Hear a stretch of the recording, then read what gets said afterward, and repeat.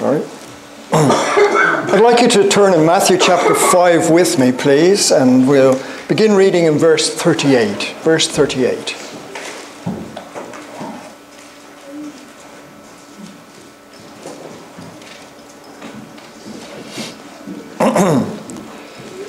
You have heard that it was said, an eye for an eye, and a tooth for a tooth. But I say to you, do not resist an evil person. But whoever slaps you on your right cheek, turn the other to him also. If anyone wants to sue you and take your shirt, let him have your coat also. Whoever forces you to go 1 mile, go with him 2. Give to him who asks of you, and do not turn away from him who wants to borrow from you. All right, now, when you read these verses first, they present us with very difficult concepts and very difficult realities, because it's not something that we hear every day or that we practice every day for that matter. It's something very unique and very unusual. We need to just try and work out what it is Jesus is teaching us here and how we can implement it in our lives.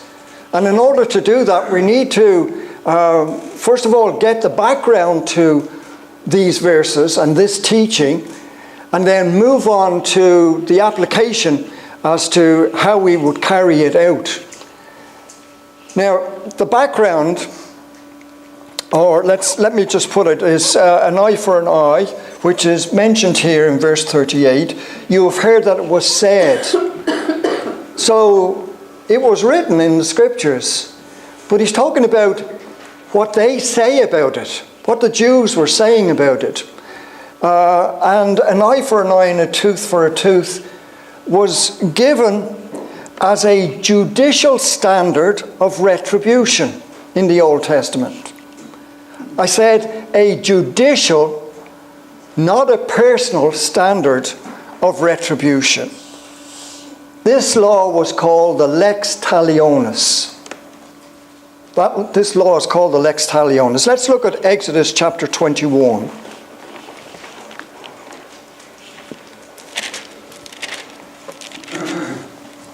Beginning with verse 22.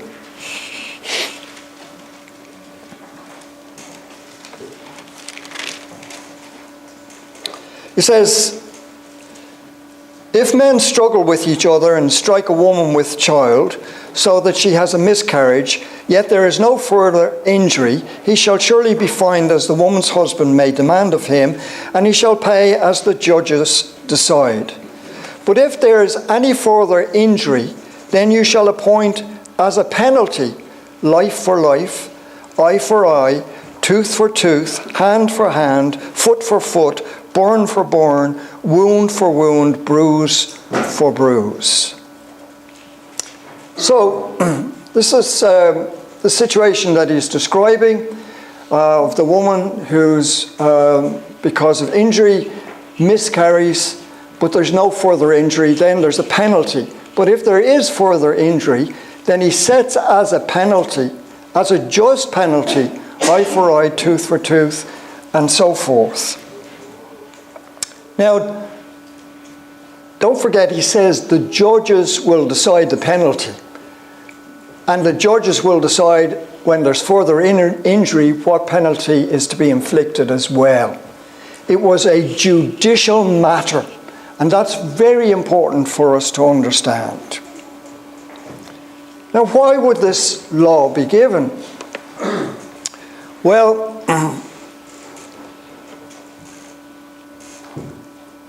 it's very important that it be given because if there was a life taken, then there was retribution that the one who took that life, his life would be taken. And from the time of Noah, God demarcated murder as a serious crime to be punished with the ultimate punishment. Whoever sheds man's blood, by man his blood shall be shed. For in the image of God he made man. Genesis 9 verse 6. This is something our generation has forgotten.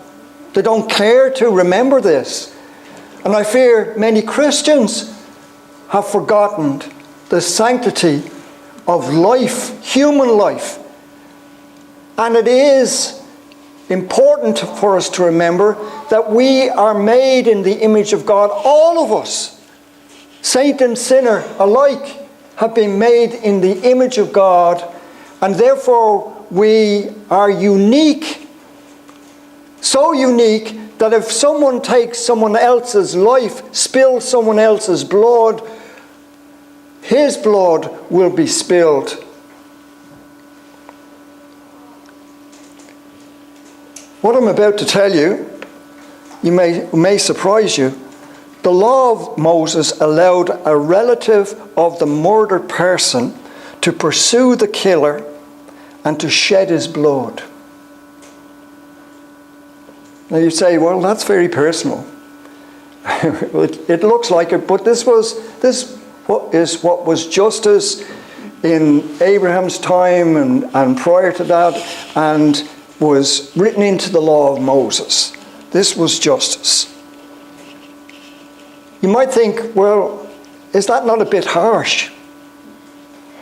I suppose by the Christian standards it seems very harsh, but justice is harsh.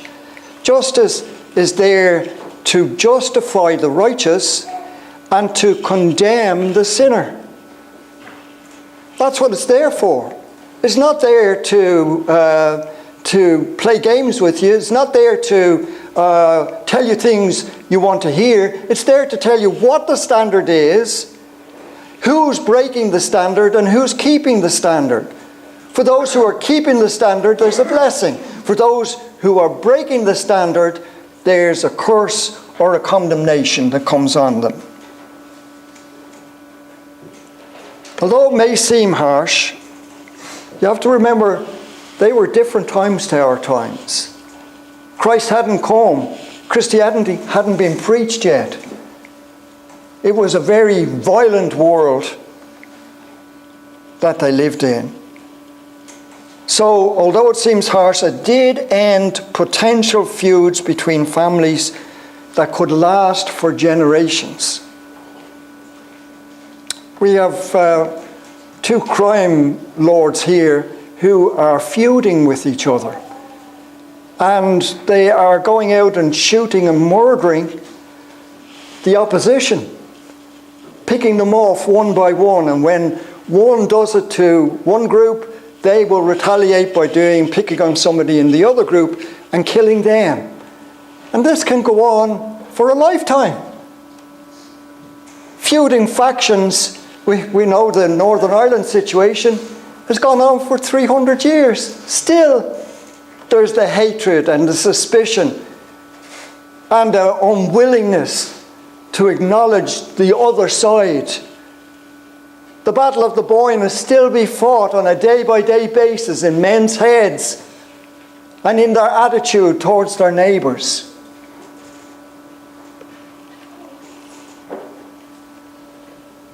The appointed relative in these circumstances was called the Goel, G-O-E-L in Hebrew. As you can see, the Goel had to be a kinsman or a relative. It could be a kinsman, could be a distant relative, but they had to be related. And that Goel would be appointed to be the avenger of blood. But he also might be appointed to redeem a relative from slavery. We know that from Leviticus chapter 25, 47 to 49.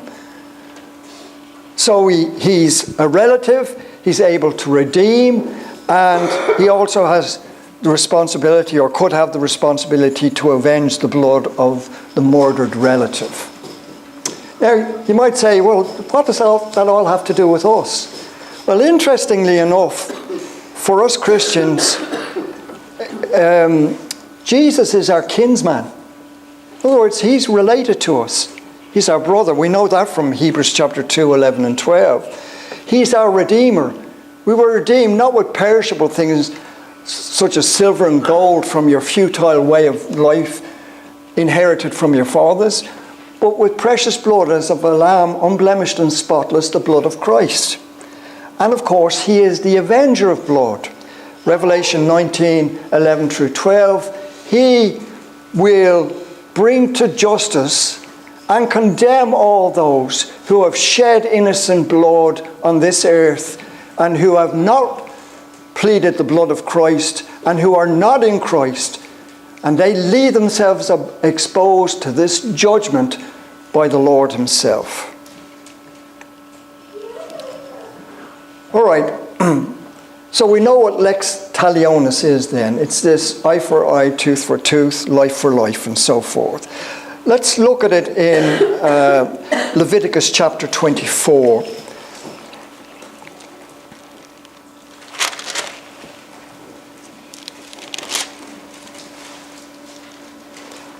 Begin with verse 19. Now, I want you to think while we're looking on this.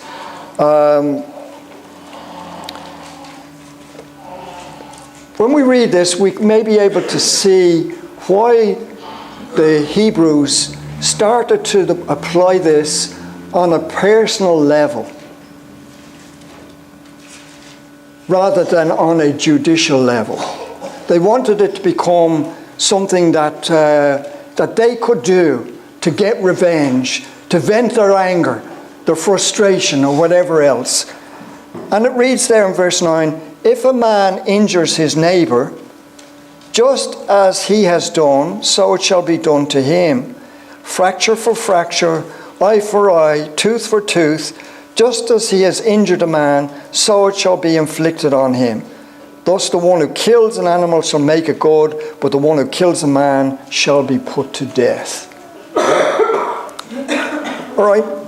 Now that verse 19 forward seems like he's talking to them on a personal level.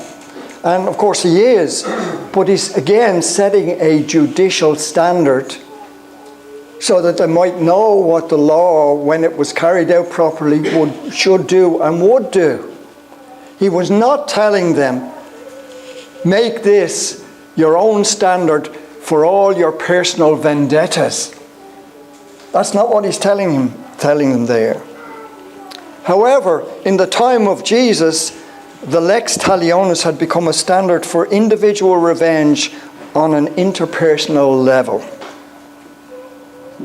So when Jesus quotes, you've heard that it has been said, an eye for an eye and a tooth for a tooth, he's reminding them of how they have misapplied this judicial standard and have embroiled themselves on a personal level in carrying out what was only allowed in judicial terms, not in personal terms. Jesus then, in Matthew 5:38 to 42, is re-establishing God's required standard for interpersonal relations, and that was, you shall love your neighbour as yourself. That's what he's trying to do. And it's not that the Old Testament didn't say that. It did. It did. We need to go back to Leviticus chapter 24 and verse 18.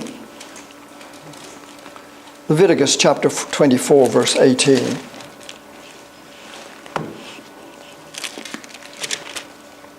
He says, the one who takes the life of an animal shall make a good, life for life. If a man injures his neighbour, he, just as he has done, so it shall be done to him. He says here in verse 19, 18 and 19 and so forth. So he spells out what the standard is, and I think I didn't want Leviticus 24, I wanted Leviticus chapter 19 to show you the personal behavior that was required of the Israelites at the time. Yeah, it's Leviticus chapter 19, sorry. In verse 17, listen to this very, very carefully, because this really is revealing. He says, you shall not hate your fellow countryman in your heart. right? Hate has no part to play in our lives. I know when we get angry and we're fighting with each other, you'll hear people say, I hate you, I hate you. The Christian has to deal with that. The Christian has to say, I cannot have this attitude towards my fellow man. This is wrong. I cannot hate somebody in my heart. But you say to me, oh, look, Steve, I've been so hurt by this person. They've done so much to damage my life and to make me miserable. It just wells up in me. I can't help myself. Well, we've got to help ourselves. We've got to help ourselves. Otherwise, we become as bad as they are. They're acting as if they hate us or in a way that's going to damage us. And now we're responding with hate in our heart in order to damage them. We can't have the high moral ground when we're as bad as they are in reacting to their evil. So he says there in verse 17, you shall not hate your fellow countryman in your heart. You may surely reprove your neighbour, but you shall not incur sin because of him. If this anger and hate and malice develops in you and revenge comes into your life, you're sinning. You're transgressing the law of love, which is you love your neighbour as yourself. You are in the wrong, regardless of how gratifying it might be to you to hurt them in this way. It is you are now in the wrong. You are transgressing Christ's law. Christ is not living in you under these circumstances, and you are not reflecting the love and the compassion and the kindness of Christ in your attitude towards this other person.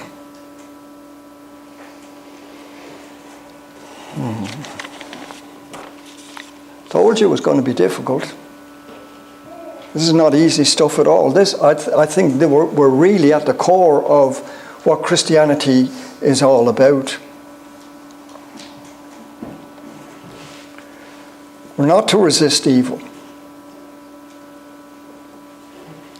This is a matter of non-aggression towards evil. So that whoever slaps you on your right cheek, you are to turn to him the other also.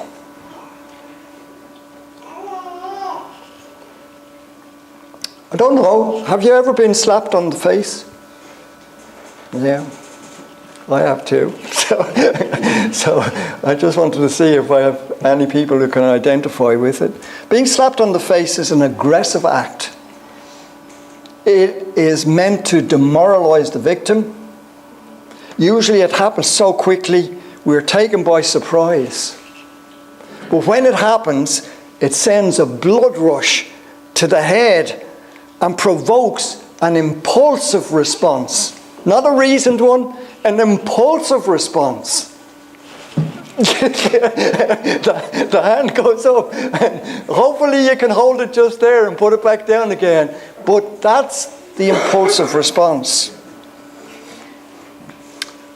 We can see that we're not the only ones who suffered with this.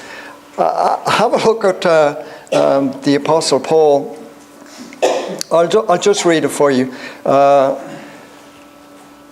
Apostle Paul was before Ananias, the high priest, and Ananias commanded those standing beside him to strike him on the mouth.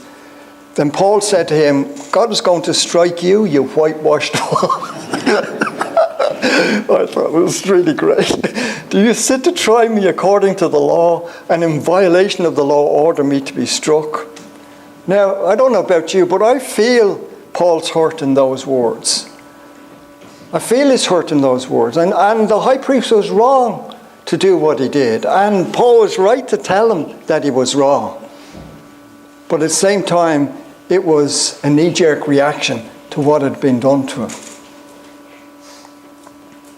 To turn the other cheek, as Jesus suggested, requires certain characteristics. One is meekness. Now, meekness has to do with accepting God's goodness and God's sovereignty. Those two join together. And that whatever the circumstances God allows us to be in, that He has got a good purpose in this, and it will all turn out for good for me. That's what I believe as a meek person. It requires this meekness and long-suffering, in other words, patience. But patience under suffering is long-suffering. And it requires self-control. Now, you might remember that these are some of the fruits of the Spirit that are spoken about in the book of Galatians. But if those characteristics are not developing in you, or have not been developed in you, then you haven't got a chance under this sort of provocation. But you do have a chance if they are there. Turning the other cheek, therefore, is to forsake the path of doing to others what they have done to you. Don't say, I will do to him what he has done to me. You must remember, God is going to reward our deeds. In other words, for that person who's done evil to us, He will reward him with judgment, or her with judgment. To those people who have been meek and trusted God and tried not to retaliate and done what the Lord has asked them to do, He will judge them to be righteous and He will bless them. So that must be in the background always. Do I want God's judgment or do I want God's blessing? What should I do under these circumstances? I need to trust God. When we take the path of non-resistance, we stop ourselves from breaking the law of love and prevent the hurt turning to hatred, and the hatred to malice, and the malice to revenge. By stopping that process, we will also have stopped the situation from getting out of control and becoming a feud that could last a lifetime. We happen to have had an unfortunate experience with a neighbour at one stage, living right next door to us, the house that's joined to our house. And she was a demon, absolute demon. And she harassed us, and she called the police to tell that we had robbed stuff out of her place. They came knocking on our door, and she would not stop. She couldn't be reasoned with. There was some, I don't know what got into her heart, but there was some malice of a great magnitude in there, and she was spiteful and vindictive for no, as far as we're concerned, for no good reason at all. Now, it took a tremendous amount of self-control to not do anything back to this woman.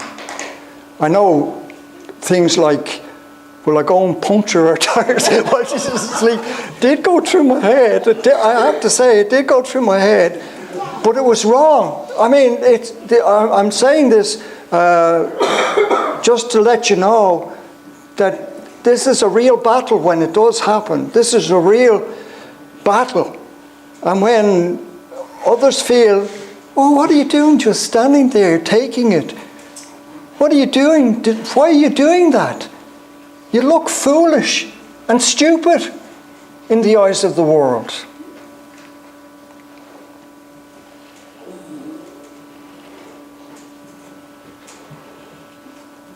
But we're not stupid. And all the saints throughout the centuries have had this fruit of the Spirit in them. I think it's particularly helpful if we look at David's life.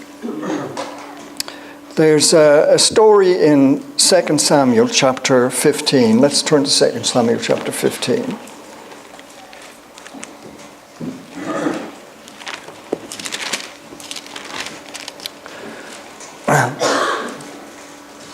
In 2 Samuel 15, Absalom, I'm going to say Solomon, Absalom had revolted against his father, the king, David. He was a selfishly ambitious young man. And, he's starting a war among his people, and he's started a war against his own father, who loved him and brought him up and gave him everything.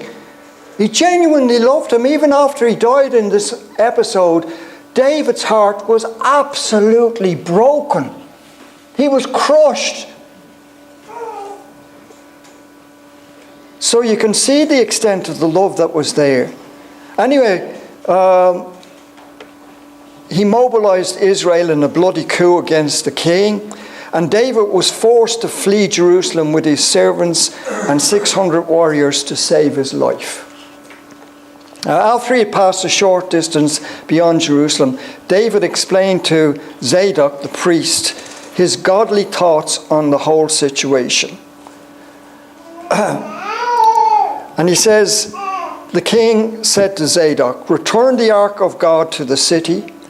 If I find favor in the sight of the Lord, then he will bring me back again and show me both it and his habitation. But if he should say thus, I have no delight in you, behold, here I am, let him do to me as seems good to him." Let him do to me as seems good to him.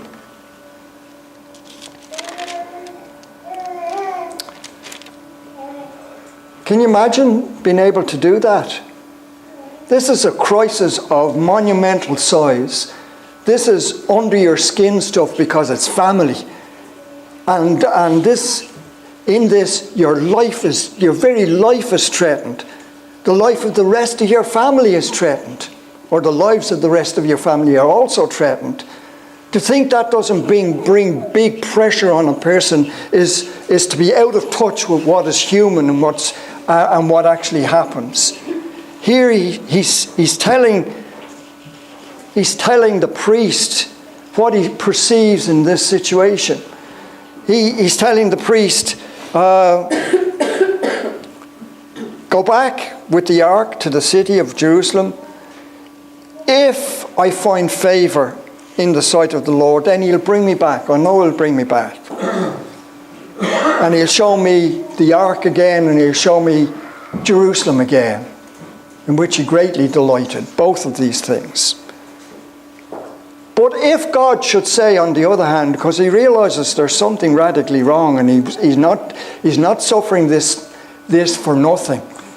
Part of it was, remember, after he had an affair with Bathsheba, the Lord had said to him, the sword will never leave your house.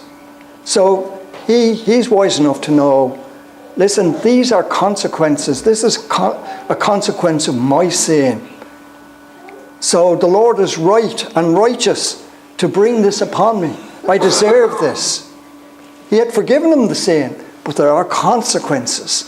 And we need to be wise enough to know that when we sin, there are always consequences.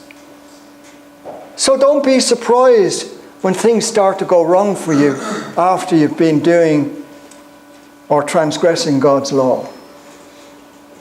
Don't be surprised. God cannot allow sin to go unpunished. He just can't. That's the nature of God, and we need to come to terms with it, and we need to hate sin just as much as he hates sin, because sin destroys us. We don't believe it, but sin destroys us. It might do it slowly, but it nevertheless destroys us.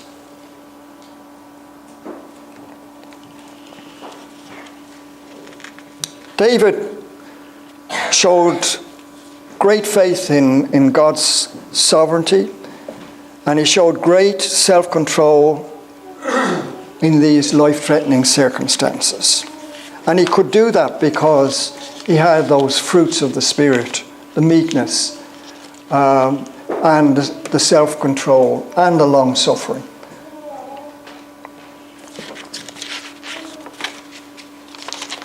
This lesson is not quite finished here. I'll just Shimei when he left Zadok and they went back to Jerusalem, he moved on with the army. And alongside there walked a man called Shimei. I hope I'm pronouncing that right. But the scripture says he threw stones at David and all the servants of King David, and all the people and all the mighty men were at his right hand and his left. Thus Shimei said when he cursed, get out, man of bloodshed, and worthless fellow.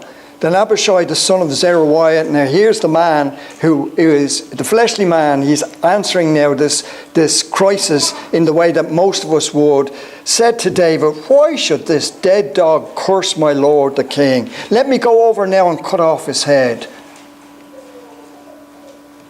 Would have given a lot of satisfaction to a lot of people there. This man cursing the king. He's already down. He's being kicked around the place while he's down. This is a really bad situation. But David's reply was, if he curses, and if the Lord has told him, curse David, then who shall say, why have you done so? And then he ends that little speech in 2 Samuel 16, 5-12. Perhaps the Lord will look on my affliction and return good to me instead of his cursing this day. There's always the perhaps. He doesn't lose faith in God's goodness, and perhaps God will be good to me, because he can be good to me, and I would want him to be good to me. Now, he might not at this moment in time want to be good to me or allow the good to come into my life, but hopefully he will. Can you see the meekness, the long-suffering and the self-control? Those who show the fruits of the Spirit in their lives will see that what David did, and they will try to emulate it when they get into crisis. You'll remember, hopefully you'll remember this lesson. Remember what David did when Shimei was cursing him, when his own son was seeking his life, when life just fell down around his feet. Everything collapsed. Everything that was worthwhile collapsed down around his feet. All right. So we've got the example. The question for us is, are we left with no recourse at all under these circumstances? Is there nothing we can do? We've got to stand there like Egypts and just be... Aegis is an Irish expression, but yeah, I think you can understand what we're saying. That you're brainless is like somebody brainless and doing nothing. Well, let's remember, when Jesus was on trial for his life before the Sanhedrin, one of the officers standing nearby struck Jesus, saying, "Is that the way you answer the high priest?" And Jesus answered him, "If I have spoken wrongly, testify of the wrong, but if rightly, why do you strike me?" Was Jesus turning the other cheek? He didn't literally say, "Oh, you hit me on that side, now here's the other side, hit me here." But he was turning the other cheek, because he wasn't violently reacting to this crime, and it was a crime. It was a miscarriage of justice. It was wrong. But he was able to speak up and speak the truth in love and tell him, if I've done wrong, witness to the wrong. But if I've done right, why are you slapping me in the face? Who do you think was the one that was embarrassed at the end of the day after Jesus said that? This man. I'm sure it pricked his conscience. But it's hard to do what Jesus did. There are three noteworthy things here in this example. Jesus did not physically turn the other cheek, from which we conclude that turning the other cheek in Matthew 5:39 is not to be taken literally but metaphorically. Number two, Jesus took the path of non-resistance to evil. He wasn't going to take his own revenge. He was going to overcome the evil with good. Even though he spoke this way, it was good that he spoke this way. He had a right to speak this way, and he was overcoming evil with good. And 3, the only recourse we have when affronted by evil is to do what Jesus did. He spoke the truth in love. That's the sword of the Spirit, and the word of truth is the only offensive weapon that we've got. And we've got to rely on it, and we've got to use it. We mustn't be afraid to speak up and to point out the error and expose the evil.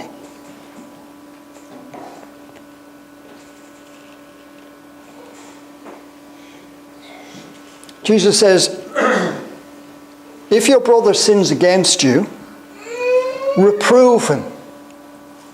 He gives you the right to reprove him, just as God had done in the Old Testament. You have the right to reprove him. You've not got the right to hate him, but you've got the right to tell him where he's wrong and what he's doing wrong and why he shouldn't do what he's doing. If he repents, Jesus says, Luke 17 verse 3, forgive him. If he repents, forgive him. I don't know about all this business of, I forgive these people. Well, did they repent? No, they haven't repented at all. But I forgive them. Well, maybe we could say, I'm not holding it against them. I don't have any animosity or hatred or malice towards them. I'm not holding it against them. But they will not be forgiven until they repent. Forgiveness is such a precious thing. And repentance is necessary both with God and with man for forgiveness to really or truly take place.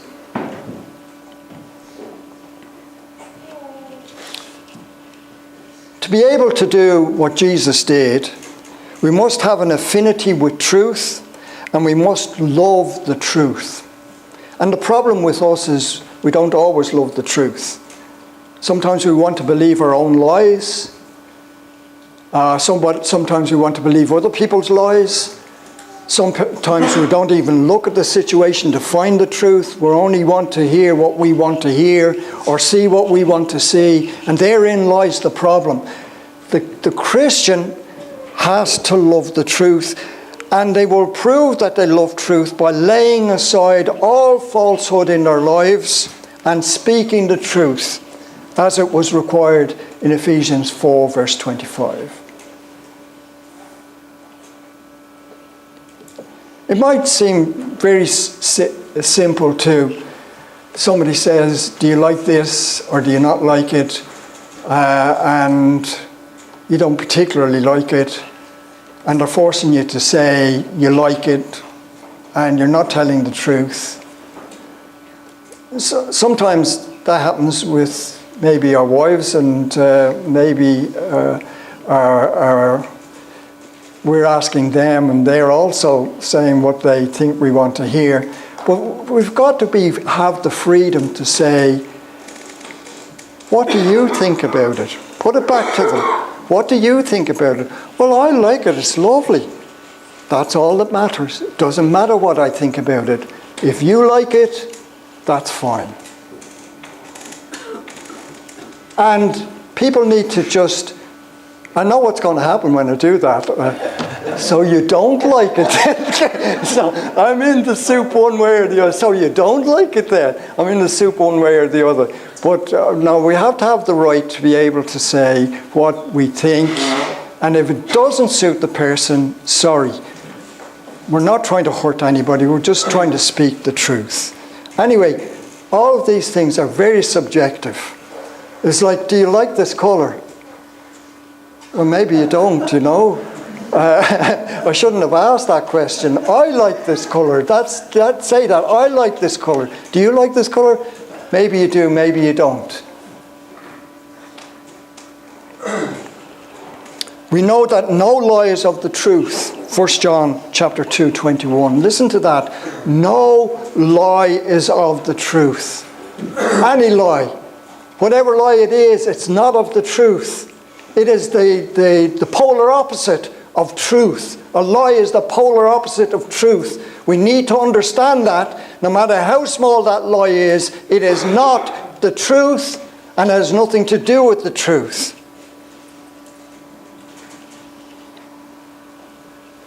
We must be fully cognizant of the fact that God desires truth in the inner man. Look at this in Psalm 51 verse 6.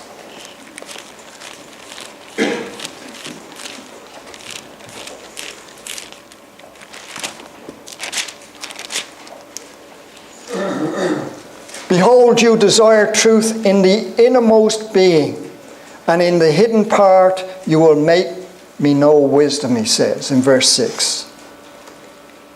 Desires truth in the innermost being. So truth is not just what comes out of your mouth. Truth has to be what you love in your heart, in your mind. Your desire to know what reality is, what truth is, it's just there and it's all consuming. It'll make you a good scientist, but it'll make you an even better Christian. If you're looking for the truth. I'm not looking for your opinion, I'm not looking for their thoughts, I'm looking for the truth in this situation. What is it?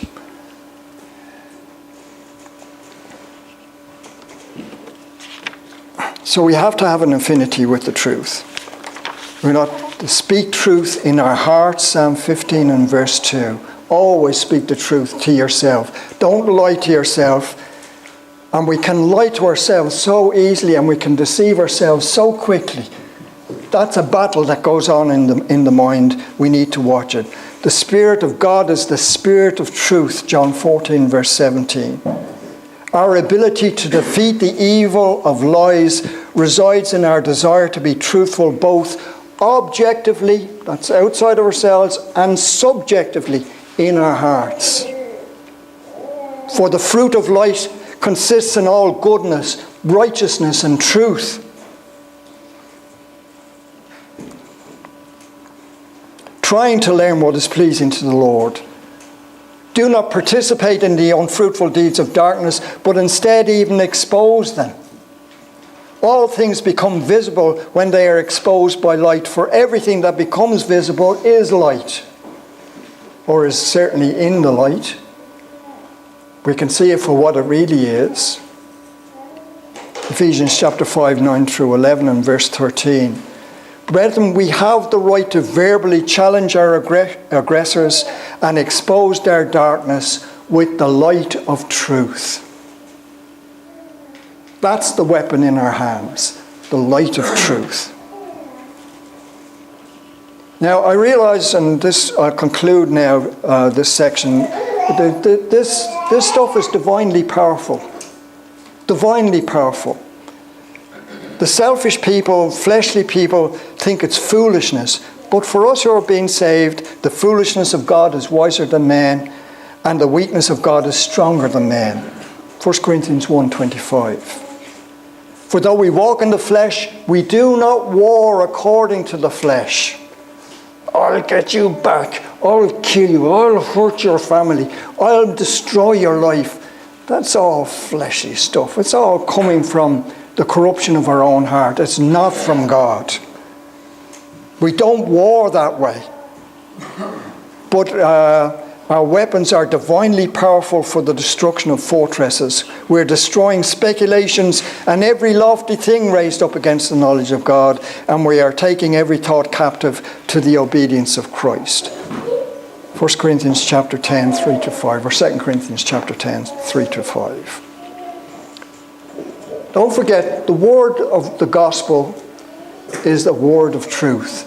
The Spirit that has revealed the gospel is the Spirit of truth. The God behind the gospel is a God of truth. The gospel is the sharp two-edged sword that comes out of Christ's mouth, Revelation 1:16. And he will strike the earth with the rod of his mouth, and with the breath of his lips he will slay the wicked. Isaiah 11 verse 4. God will slay the wicked and destroy evil with the sword of the Spirit. Brethren, that is the only weapon we can rely on to do the job for us. If God does the job with that in his personal dealings, it'll do the job for us as well in our personal dealings. By turning the other cheek, we are fulfilling the admonition, do not be overcome by evil, but overcome evil with good. Now the hard part is to live it. You know it now. Let's see how you do with putting it into your life. I'll leave it there for you. Thank you.